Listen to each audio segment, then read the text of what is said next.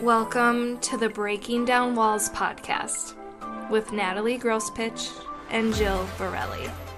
So, Jill, I wanted to ask you about something you've mentioned in the past, which is the concept of core desires. And I'm wondering what exactly they are, how you find them, how you figure out what your core desires are, and also how core desires apply to dating. How does having core desires apply when you're trying to find the right person? That's a good question. Yeah. So, when I talk about core desires in like a more of a sex and intimacy realm, it's the feelings that you want to experience during intimacy. So, um, we go to sex to experience not just like connection, but it may be to experience like past, when I say traumas or like past maybe things that weren't of our something maybe we didn't desire. Sometimes we'll go to sex and intimacy to recreate these experiences, um, and from an empowered place. So this kind of goes into like a whole other like topic. So I won't dive deep into that, but I'll just give you a little snippet just because I'll try to stick on dating. But like for instance, maybe you really like to be shamed or dominated in a relation in a intimacy setting.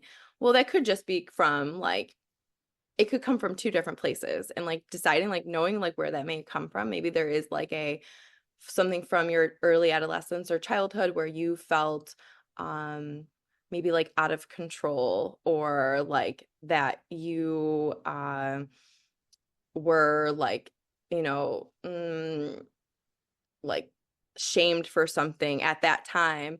Well, you want to maybe recreate that in your bedroom. So it's like it's actually kind of an empowering thing once you can decide like, oh, I was really like shamed for having sex when I was a kid, and now like I want to feel shame now.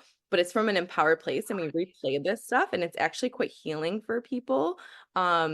To once they realize like why they want to feel that way during an intimate encounter, it gives them the power back to be like, oh, I can be dominated or I can be shamed, but it's like because I want to be rather than like because I was. So it can feel like a really empowering thing. And it could also work in the opposite way where like maybe they were super shamed, and now they just want to be completely adored and like loved on. And that's also a way that they're like healing maybe a past trauma. And I know we don't want to think about trauma and sex all the time, but it tends to go to like the deepest parts of us. Like our traumas are those parts of us tend to be like so intimate, and to like Mhm. exchange that with another person, you are like going to the root of them, and you're there, that bonding is going to be very significant, you know? So I know like that can feel really entangled, especially in the beginning, because there could be a lot comes up when you're thinking about your core desires as something that may have happened like long ago or whatever. So some people might not want to think about that. And that's okay too. It's good to work out with a coach. But I would say like as far as core desires when it comes to in a relationship, I know for me, I didn't really feel safe in a lot of my relationships on an emotional level. And it took me a while to untangle that personally. The way I did it was really just taking a very zoomed out look of like what happened in those relationships and why did I feel like we were really didn't communicate super well, and I felt like unseen. And so like I know I want to be able to talk and be able to communicate in this way with a new partner, and that is like the core of that is safety for me. So it took a little bit of practice, and I also did work with someone to help me a little bit uncover what is actually important to me in a relationship. That makes That's sense. exactly what I was gonna say. I'm like, the amount that this is probably buried in the subconscious would just Mhm. make it really challenging to even become consciously aware of your core desires because it sounds like they are really, really, really deep. And it's probably difficult to access unless you have the right tools or the right guidance to like really get down into the bottom of it. Yeah. And I think you can go more simple with it, right? Where like Okay, so what's like a basic, what would you say like a basic thing is for like dating that someone's like, oh, I really want someone that's, I don't know, I'm trying to think of almost Someone I everyone can laugh with for sure. laugh with. Okay, like why do I want someone I can laugh with? And then ask yourself why. Okay, but why is that important to you? Well, humor, might be just like humor to me reminds me of my parents and like seeing them laugh all the time. And I felt like joy when I saw them laugh, like just internally. And so, like, maybe that's why I really want humor in my relationship, Or it could be like, I Mhm. never experienced humor as a kid. Of course, I want it in my relationship now. They usually come from something. I think it's just really, it's the core desires also align with your values and building that strong foundation from the beginning. I really think is super helpful when you're dating someone, knowing that you guys either have like aligned desires or like they complement each other. Like, I don't know about you, but something I'm not great at, which is great because Justin's really good at like keeping our house very tidy and clean, and I'm not like that at all. Like, I'm pretty messy, and I was very upfront with that in the beginning. I'm like, I'm not going to clean stuff. Like, I'll clean, but I'm not going to be this. I'm not a homemaker. And you need to know that right up front because that is something like I'm not going to pretend like I am. And I think that's also a huge thing with dating in the beginning. It's like this pretty face. And I'm like, I was so honest from the beginning of that relationship of like, this is who I am and this is how it's going to be. And like, that took a lot of work, just like knowing myself. Um, and everyone says date yourself, you know. I don't know if I dated myself so much, but I did uncover like so much more about me that I felt was important in the dating world because we don't want to lie to ourselves and to another person. I think that's Absolutely. This is reminding me of my partner before my husband. yeah, And we had a very, very upfront conversation towards the beginning of him being like, I want kids more than anything in the whole world. And me being like, I'm really not interested in that life. But yeah, we really liked each other. So we were like, okay, we know that this isn't going to last, but let's have fun and enjoy for as long as it does. And it actually lasted for 2.5 years, which is really funny.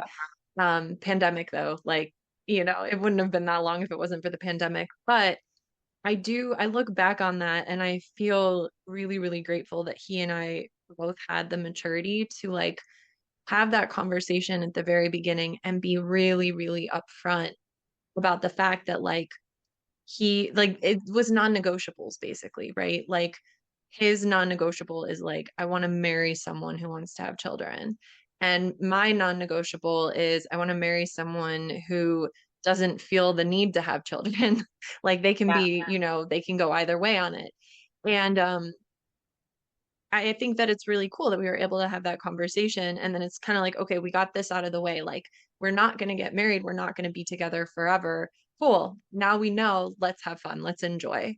And and we did. And it was a great relationship, actually. It was the healthiest relationship I've had aside from my husband. So would you recommend well, actually, let me ask you this. Within the dating like trajectory, when do Yeah. you think is a good time to have that conversation of these are my non-negotiables, what are yours?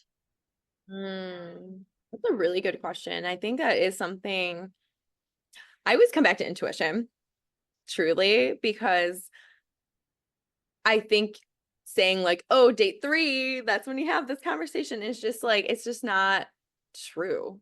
Like straight up. Like you have to know yourself and be able to perceive the relationship a little bit. Um, and perceive that person. I think like instead of being, I think there is an upfront like kids is a big one, right? Like I think that is something big in relationships. We should not lie about that for sure. But saying all your non-negotiables at the beginning, you don't even know this person yet. Like I think there is like a feeling into this relationship a little bit. And maybe not like I want to have kids with you or like, yeah, I want these things. This is what I desire. And as you're getting to know each other, I think it's like important to check in. I know I did that with Justin quite a bit. Was like after 3 months, I was like, can we just check in? Like, where are we at? Like, we're still dating? Are we dating other people? Like, that helped almost be like, there's not anxiety in this relationship. Like, I know you're dating other people, or I know that like you're just dating me, but we're still like casual, instead of running through the list of interviewing somebody. But can you say though, like, I guess it's a question of like, you had this really healthy relationship before your husband, but like there was this big obvious like cloud of like, this is never going to work, but we really like and love each other. But did that relationship feel really important to where you are now? 10,000%. Yes. Because as I had Oh, said, like, yeah, it was definitely my roommate at the time nailed it. She said, it's an in the meantime relationship. And I think that that's like the perfect way to put it because, like I said, I had this progression of my relationships getting healthier and healthier and healthier as time went on. And when I think of like the five big ones in my life, the first two were so toxic. The third one was neutral, I would say. But then by yeah. the time I got to the one before my husband, like that was actually really healthy. And for me, that was so important to kind of know, like, wow, okay, first of all, I can be with someone who's nice and who's emotionally available to the degree of, aside from not wanting, the same family structure, but Yeah. other than that, pretty emotionally available. And it taught me a lot about how to be treated in a relationship and also how to just have something that's like really, really mutual for and loving on both sides. So it did really set me up for that when Sam came along. I was like so ready for that particular relationship and we clicked in so fast. Yeah. Um and that yeah, I think that that's also a really good point to talk about with dating is recognizing that like it's a lot of it is about growth and a lot of it is about so many of these intimate relationships are about seeing yourself more clearly because our intimate partners can hold up a mirror for us and it can kind of show us parts of ourselves that like you can't really see when you're alone or when you're single. You really can only see them when you're in that partnership space. And that's such a gift. So even if you're with people that aren't your forever person, if that's even a thing, like is a forever person a thing, that's a whole different topic. But Yeah. looking at through the lens of like I'm just here to grow and I'm here to enjoy and I'm here for whatever comes up. And really, I hit that point of like I'm just here for whatever after I broke up with that boyfriend before my husband because I had felt at that point I was like okay, like I had my great love story. I'm perfectly okay with being single for the rest of my life. Like I'm not attached to being in a relationship from here on out. And then sure enough, I ended up meeting my husband like 6 months after I decided that. So it's Yeah. it's really interesting, like just the attitude you can have about it. I love that you bring that up because I think that is the attitude of attraction. Like when you're attracting a mate or like someone that's on the same frequency of that you really want. I felt really similar to that when before I met Justin was like, I feel so good about where I am, who I am, where I'm going. Like I'm excited for my life.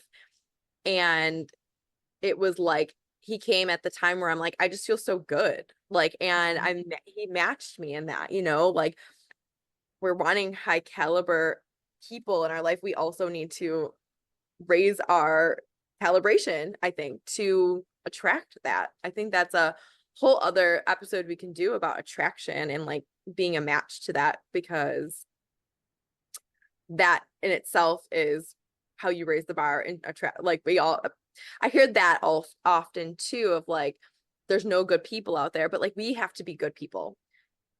If you're saying there's no good people, you're talking to yourself, right? Like that is Mhm.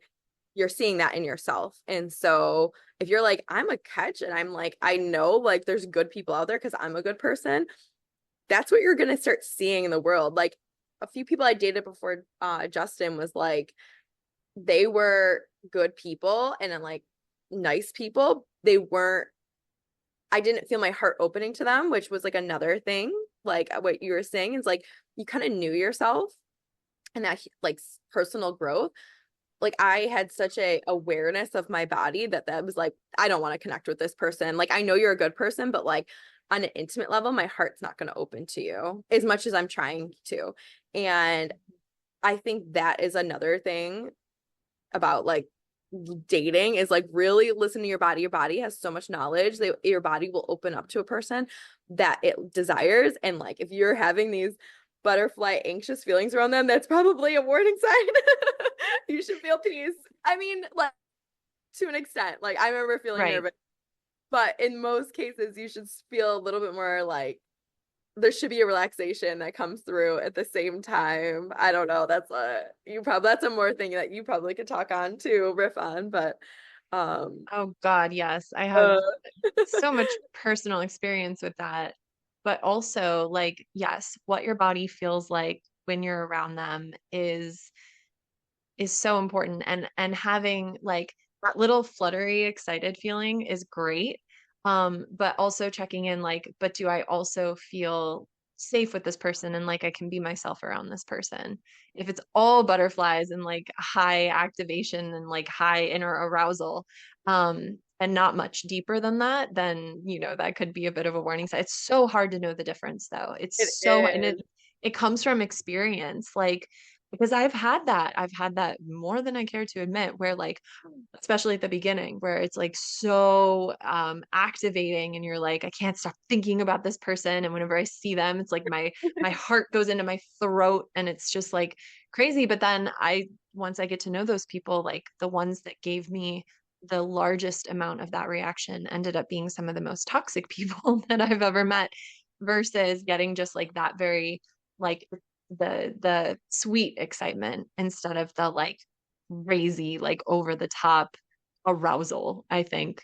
But I think too what comes with maturity, at least for me, and I think this is also why dating apps can be such a problem and also why I'm very bad at them, is that I used to have type, like a very, very specific physical type. And you know this, you know who I was always going after back in the day. But with Sam, like his energy is out of this world. He's so wonderful to be around. And even though it was like I had graduated from the whole someone needs to fit my physical specifications by the time I met Sam, and then I could be like, oh my gosh, wow, I'm marrying a blonde. I never thought this would happen, but he's the greatest person I've ever met. So it's okay that he's blonde. Like, Yeah.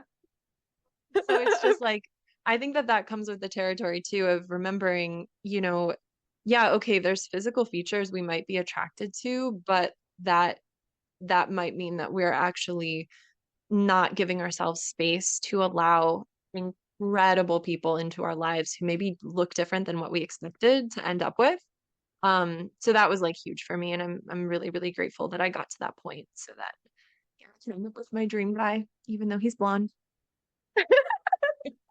We both have actually, yeah, I mean, same. Like I didn't Justin would not would have been the parts of him are definitely my type, but like I never went for like blonde men at all either. So that's funny. Yeah. But yeah, definitely the online dating world, just to pull back a second, I was like thinking about I really gave so many because I was like, this is a game. Like I'm just gonna play this as a game because why not? And I was like, I'm gonna talk to anybody that I'm like sort of feel like I don't know anything towards. And it was like definitely probably the first time I opened myself up to different physical types at that time too. Because I tend to go to like skinny white boy, like brunette, kind of like punk looking for the longest Oh, I time. I'm like, know. oh I yeah, know you know, your type type. too. I had a type that was a type of mine. And then like from there, actually got a psychic reading. She's like, you need to date a man with muscles. So I was like, okay, that sounds good. I haven't never dated someone that was like has, like defined muscles, I would say. I know I'm like, whatever. But I was like, that sounds interesting. I guess I'll do that. She told me to do it. So I did.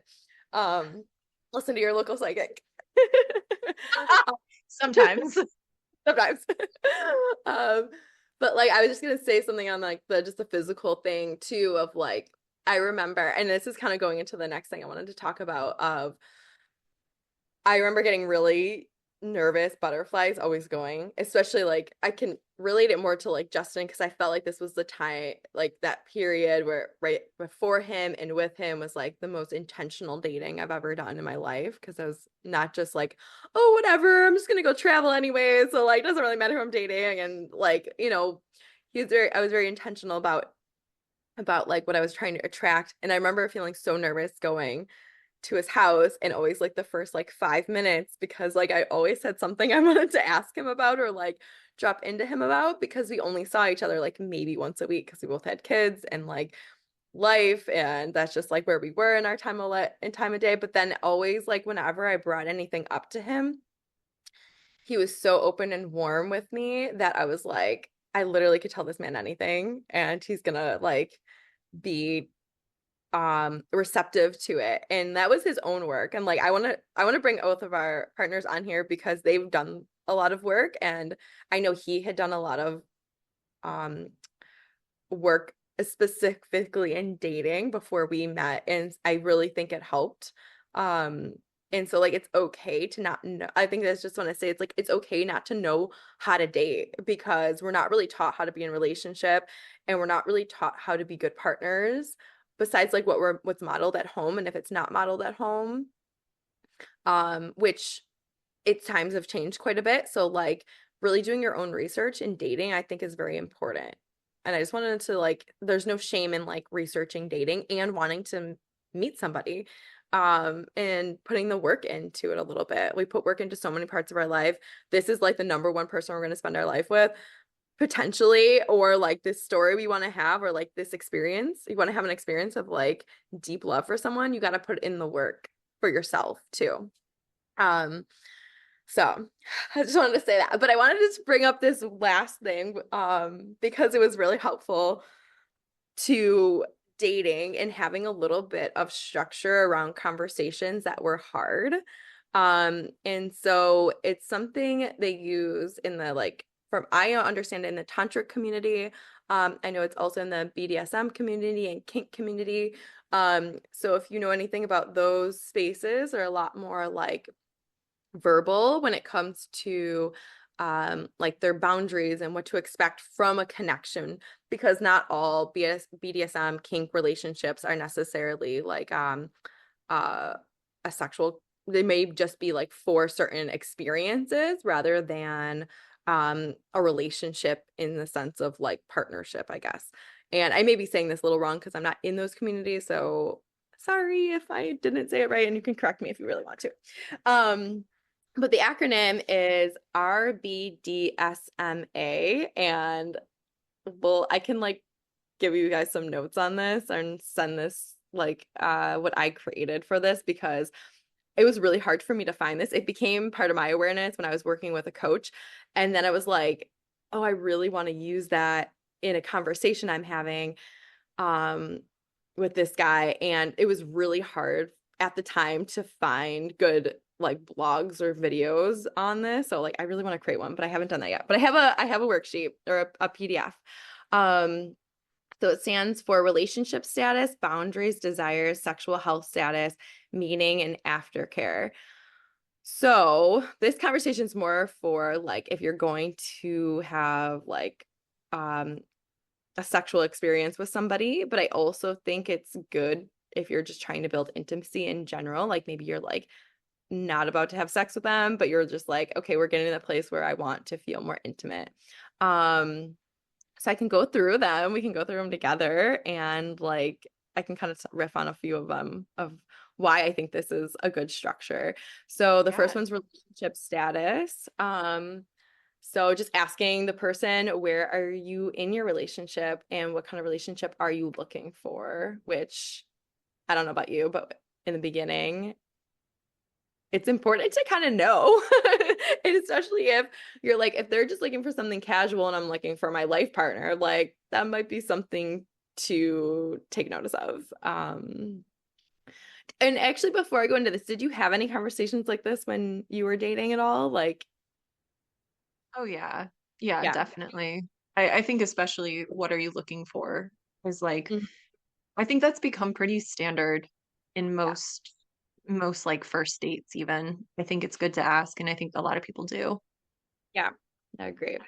And like also asking like maybe are you in a relationship because there are more of these relationship dynamics of ethical non-monogamy and open relationships, polyamory, multiple others. Like it's good to know like if you're not in that, if you're not doing that yet, it's something to explore. And it's also like good to be aware that like there are people that are in relationships that are dating and just to like open your own capacity for what you might be looking for. So I think that's um a great one to ask, actually. And I kind of wish in retrospect that I had asked that more because even if people aren't explicitly in a relationship with someone, they can be relational with someone. Like there's so many people who are dating where they're still like ex is still in the picture or there's like this like ambiguous energy that you can tell is there, but they don't explicitly say that there's this other person involved. And so I think getting clarity on that is like it takes out a lot of guesswork.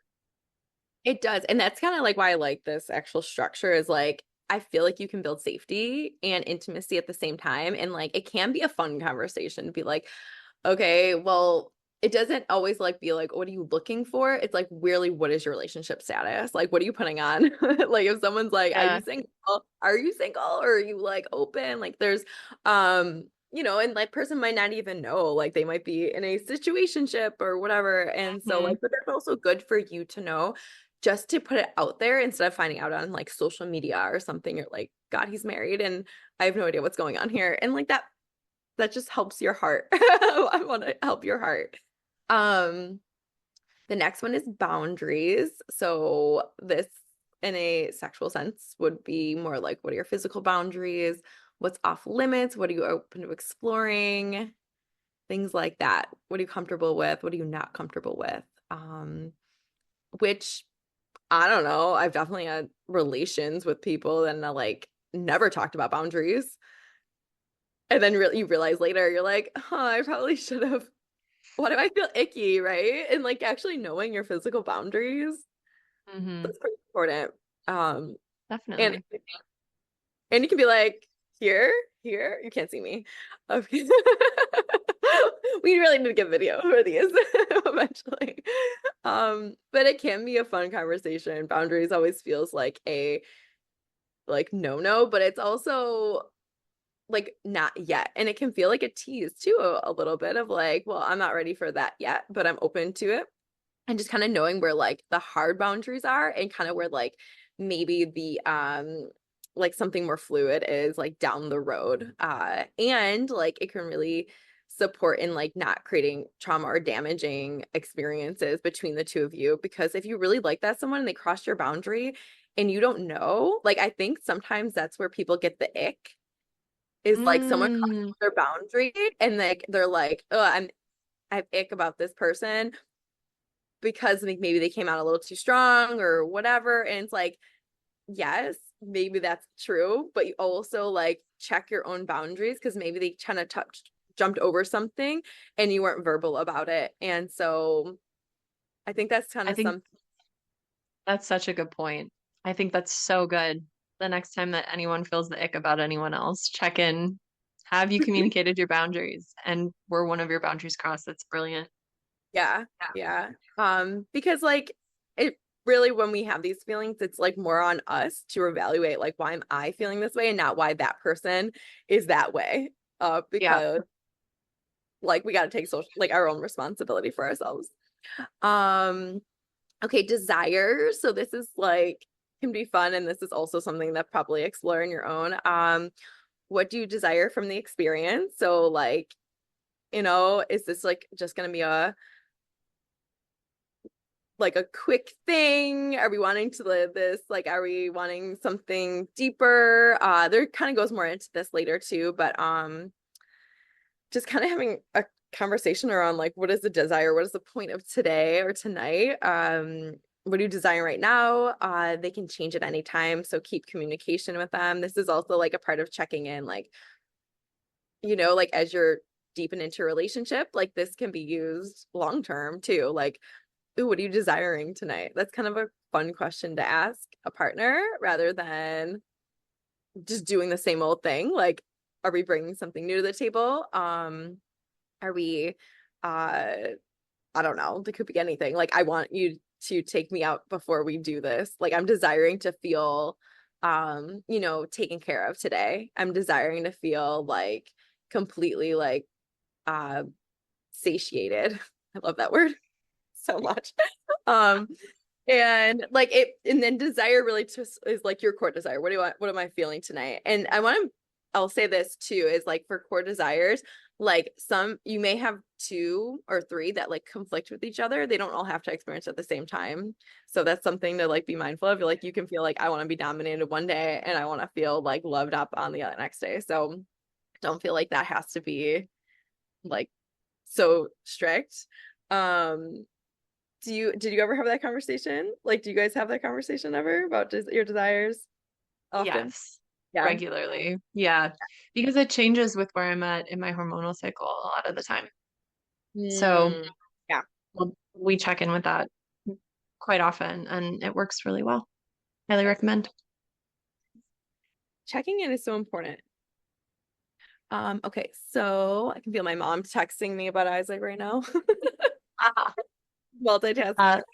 yeah. Um, Sexual health status. So this is a big one. I think this can be the most uncomfortable part, and that's just talking about like testing, are we using protection, birth control, things like that. That is like the last thing you want to have to think about. Like the next day is like, is this person, like, are they on birth control? Like, or like, do they have a vasectomy? Or maybe when's the last time that person was tested? That is such a burden that you don't need to be putting on yourself, and it can feel uncomfortable, but it's an important like thing to try to talk about. And know like if that person does have anything that you're uncomfortable with or hasn't gotten tested in a while, you can say like, okay, well, let's wait and both like go and make sure that we're healthy for this experience. Or you can decide like, okay, I'm gonna risk it, but I know that there's a risk. And I think that's like kind of an empowering thing to talk about because people get uncomfortable talking about it. Mm-hmm. And there's that. And then meaning, what's the connection? What's the point of this what is the point of this connection? So it could just be like, I just want a one night stand. I want this to go further. I want, whatever the meaning of this connection is, it kind of goes into like the desires and boundaries a little bit too, of like, I just want to get to know you. I just want to have this physical experience with you. Like it could be anything, right? Like I think I remember having this conversation with Justin early on, like before we had sex. And I was like, I want to make sure I'm like knowing where we're going in on this and knowing like, are you looking for a relationship, us connecting? Like, what does this mean? And that helped me just open myself up to the experience with him more. And also just, yeah, I felt more confident, like knowing, oh, okay, I don't have to think about all this stuff. Cause like, I remember the first time, it was like the first time. And then I didn't talk to him for like a week because like he was out of town and it was like, we just never connected. And I was like, had we not have this conversation of knowing where we both were, I probably would have been like, what the heck? Like this guy just ghosted me.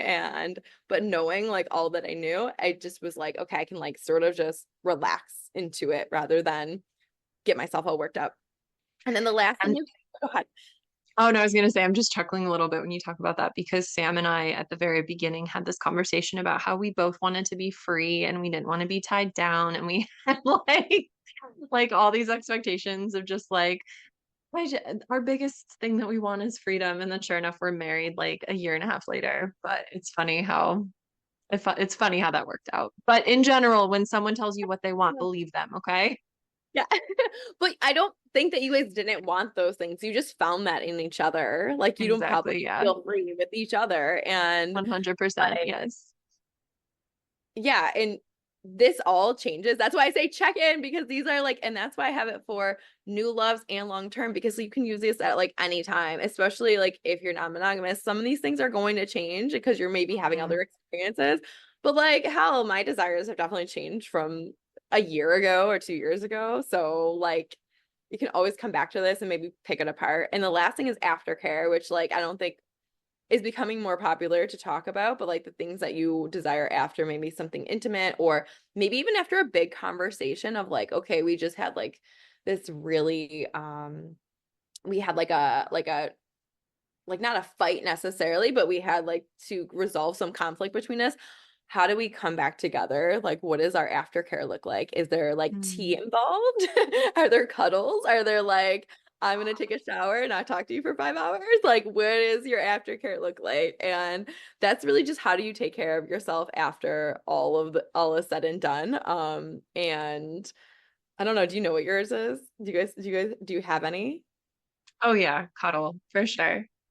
That's Yeah. always, we're very, very touchy-feely people. So for us, if there's a disagreement or whatever, that's usually how we end the discussion. It's very Yeah. nice. Yeah, it is because you're like connecting and like the physical touch is so important for building that intimacy back.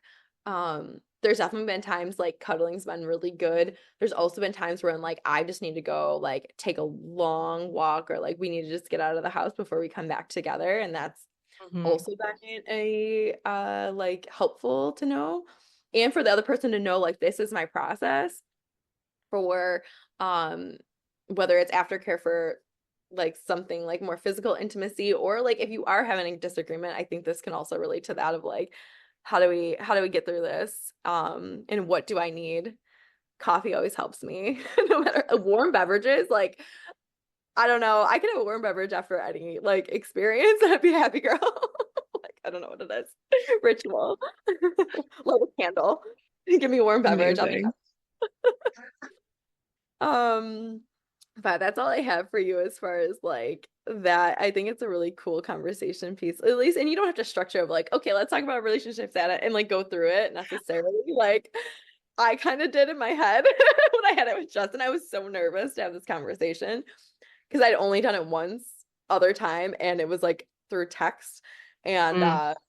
it was with someone I like had talked to online. It was like a whole thing, and it was very messy. It was like more of a it wasn't going to be like a relationship. It was definitely going to be something a more open experience that I had never tested before. And I'm like, never went anywhere. But I had the text messages, and that was kind of the only way. That was like the first way I did. I remember sweating bullets having conversation.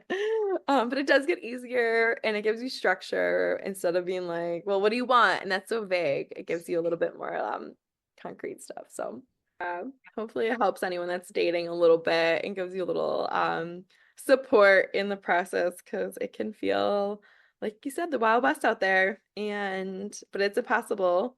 Me and Natalie both met our partners in person too, so I will say a testament to that is like right before I met Justin a month prior, I was like I gotta get off, like I'm not gonna meet my person on these apps, and I turned them all off except for one that was like not really a dating app, it was something else, but it was like one of the best things I did because I got to focus in on like everything that was around me. So like if you really don't want to do it that way, you don't have to. People do meet in real life.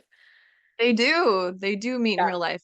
But we both met our partners also doing what we love because you were at a climbing gym and I was traveling. And so I was do at the what you love. YMCA. I was at the Oh, YMCA. okay. Sorry.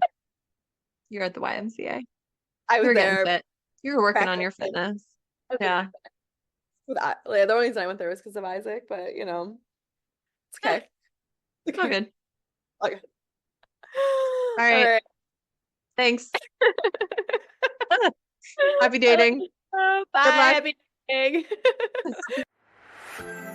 Thank you for listening to the Breaking Down Walls podcast. We'll see you in the next one real soon.